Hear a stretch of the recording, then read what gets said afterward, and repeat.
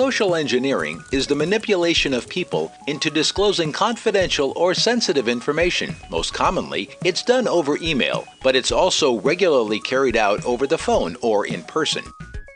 It can be a slow gain of information, or it can be an attempt to gain all the information needed at once.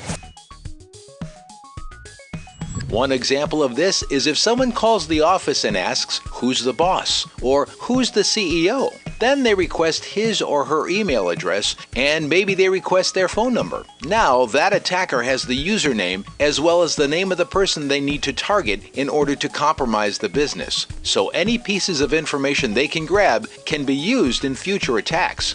Another common example is when a person walks into the office and pretends to be a contractor or delivery person. Due to their uniform, people assume that they can be trusted. Then that person walks into a room with sensitive information, steals it, and walks out of the office. You may not realize that there's a risk taking a phone call or letting someone into an office, but information they gather can be used to steal your identity, steal data related to your company, or do other malicious actions.